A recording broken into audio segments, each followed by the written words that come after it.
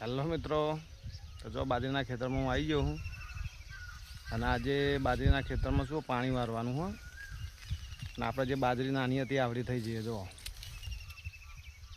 બરાબર. આના પર થૂલ આવી ગયું હા અને હવે શોર્ટ ટાઈમમાં આનો દાણો પણ થઈ જશે. તો જો આ બધા બાજરીઓ છો મિત્રો, આખું ખેતર બાજરીઓથી ભરાઈ ગયું હા અને સરસ મજાનો બાજરીઓ થયો. લાખા ખેતરમાં કહેવાય કે બાજરી જ બાજરી છે. અને પહેલાં પાળિયામાં આપણે પાણી વાર્યું હો, હું ખેતરમાં હાલ વચ્ચે ઊભો હું. આ જો આપણે પાણી વાર્યું હો અને આ બાજુથી પાણી આવે હો અને આટલા સુધી કહેવાનો મતલબ એનો એન્ડ હો. હવે એટલે આપણે આને ચેક કરી લઈશું એક વખત. જો ઘટાદાર બાજરી છે, અંદર કહેવાય કે જગ્યા જ નહીં. એનો ડોકો પણ મસ્ત છે અને બાજરી પણ ઘણું લોબો. જો અમુક બાજરીઓમાં દાણો થવા માંડ્યો. આમાં જો તમને દાણો જોવા મળશે. અહીંયા આપણે બહાર સુધી જોઈશું કે પાણી પહોંચ્યું કે ના પહોંચ્યું.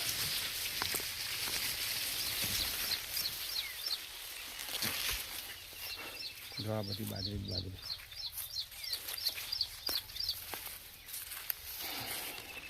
જો ભીંડા પણ વાયા છે ને, ભીંડાઓ તોડી લે એટલે હોઠાનો વિકાસ થાય, શાક કરવા પણ થાય. આ છેલ્લા પડ્યા બધું પોકી ના થાય.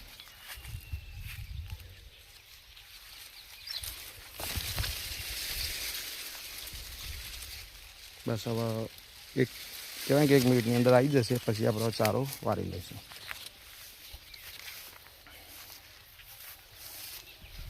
તો આ બાજરીમાં રેગ્યુલર 2 કલાક પાણી જશે.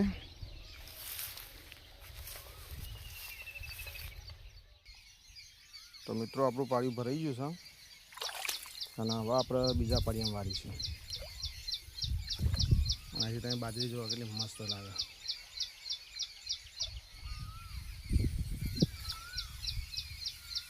એટલે આ પાળિયામાં આપણે પાણી વારીશું.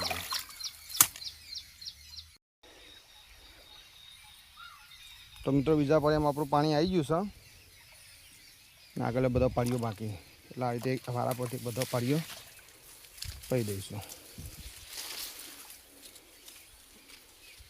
જો આ બધા ખેતરના આપણા બાજરીઓ સરસ મજાની બાજરી. જો આ ખેતરમાં ક્યાં કે કામ કરીને આપણે તાપ થઈ જાય.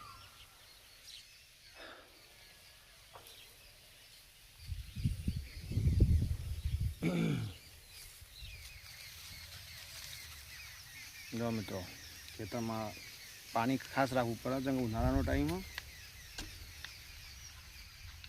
એટલે કલાકે 2-3 ઘૂંટડા પાણી પીતી રહેવાના.